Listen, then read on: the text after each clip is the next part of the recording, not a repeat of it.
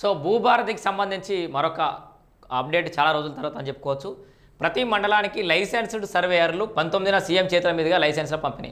అయితే ఈ వార్త చాలా రోజులు చెప్పుకుంటున్నప్పుడు కూడా ఈ 19 తారీఖు నాడు రాష్ట్ర ముఖ్యమంత్రి రేవంత్ రెడ్డి చేతుల మీదుగా ఈ లైసెన్స్ సర్వేయర్లకు లైసెన్స్ల పంపిణీ అనేది చేయబోతున్నారట. ఇక వాళ్ళు సర్వేలు అనేది చేసుకోవచ్చు అని చెప్పేసి. సో వాస్తవానికి ఇప్పుడు ధరణి ప్లేస్లో భూభారతి ఏదైతే తీసుకొచ్చారో అది సజావుగా 100% కరెక్ట్గా ఇంప్లిమెంటేషన్ కావాలంటే దానికి లైసెన్స్డ్ సర్వేయర్లు కూడా అత్యంత కీలకం. ఎందుకంటే ప్రతి గుంట ప్రతి గజం కూడా భూమి కరెక్ట్గా లెక్క తీస్తేనే, క్షేత్రస్థాయిలో సర్వే చేస్తేనే సమస్యలు తగ్గే అవకాశం ఉంది. దాదాపు తెలంగాణ రాష్ట్రంలో ఉన్నటువంటి భూముల్లో 95% భూములు సర్వేతోటే సాల్వ్ అవుతాయి సమస్యలు. 95% అర్థం చేసుకోరు. సో అట్లాంటి తరుణంలో సర్వేయర్ల పాత్రనే కీలకం. గతంలో సర్వేయర్లు మండలానికి ఒక్కరు ఆడోళ్ళు ఉండుట్లా సర్వేకి ఇవ్వాల ఫీజు కడితే 6 నెలలకు వచ్చేటోళ్ళు. అట్లా సర్వేల కోసమే ఆఫీసుల చుట్టూ తిరగాల్సిన పరిస్థితి ఉండేది. ఇప్పుడు ఎక్కువ శాతం సర్వేయర్లు రాష్ట్రంలో తయారు చేయడం వల్ల కొంత సర్వేలో జాప్యం కాకుండా ఫాస్ట్గా సర్వే అయిపోతే సమస్యలు ఫాస్ట్గా తీరే అవకాశం అయితే ఉంది. అయితే 19 తారీఖు నాడు వాళ్ళందరికీ కూడా లైసెన్సులు పంపిణీ చేస్తారట. మొత్తంగా తొలి విడతలో ఒక 3465 మందికి, తర్వాత డిసెంబర్లో 2వ వారంలో మరికొంతమందికి అయితే ఈ లైసెన్సులు అనేది ఇస్తారట. రెవెన్యూ శాఖ మంత్రి పొంగులేటి శ్రీనివాసరెడ్డి అయితే వెల్లడించిండు.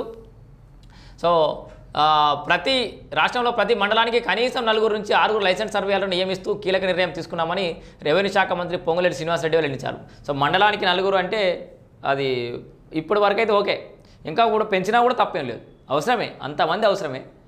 మండలానికి 4 అయినా కొంత కొరత తగ్గినట్టే. గతంలో ఒక్కరు ఉంటుండే, ఇప్పుడు 4 సర్వేయర్లు అయ్యారంటే కొంత సమస్య తగ్గినట్టే. శిక్షణ పొందిన లైసెన్స్డ్ సర్వేయర్లకు ఈ నెల 19న శిల్పకళా వేదికలో సీఎం రేవంత్ రెడ్డి చేతుల మీదుగా లైసెన్స్ల పంపిణీ చేయనున్నట్లు తెలిపారు.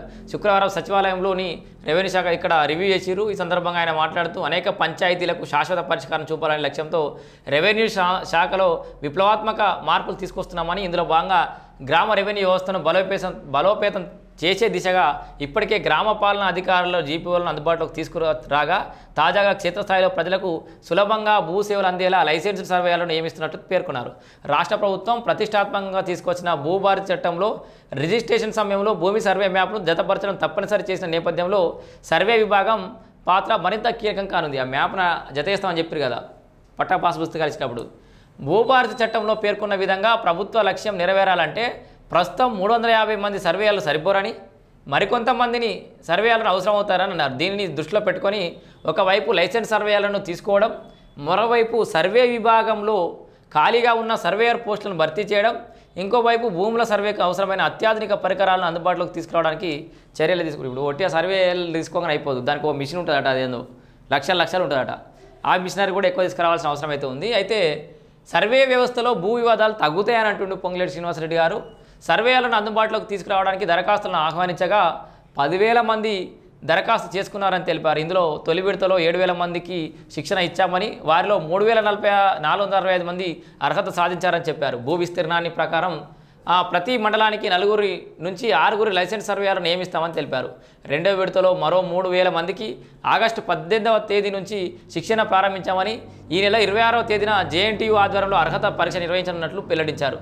ఈ పరీక్షలో అర్హత సాధించిన వారికి 40 రోజుల అప్రెంటిస్ శిక్షణ ఉంటుందని, వీరి సేవలు కూడా డిసెంబర్ 2వ వారం నాటికి అందుబాటులోకి వస్తాయని వెల్లడించారు. సో ఇప్పుడైతే 3,465 మంది, తర్వాత డిసెంబర్లో ఇంకొంతమంది అందుబాటులోకి వస్తారు. మొత్తానికి ప్రతి మండలానికి 4 నుంచి 6 సర్వేయర్లను నియమించడం ద్వారా కాస్త సమస్యలు తగ్గుతాయని చెప్పేసి అయితే రెవెన్యూ శాఖ మంత్రి పొంగులేటి శ్రీనివాసరెడ్డి అయితే భావిస్తుండు. సో సమస్యలు తగ్గాలని మనం కూడా కోరుకుంటున్నాం. కాబట్టి మరి సర్వేయర్లు వచ్చిన తర్వాత ఇంకా ఏమన్నా భూములకు సంబంధించిన సమస్యలు స్పీడప్ అయితే తగ్గించడం అనేది ఎదురు చూడాలి.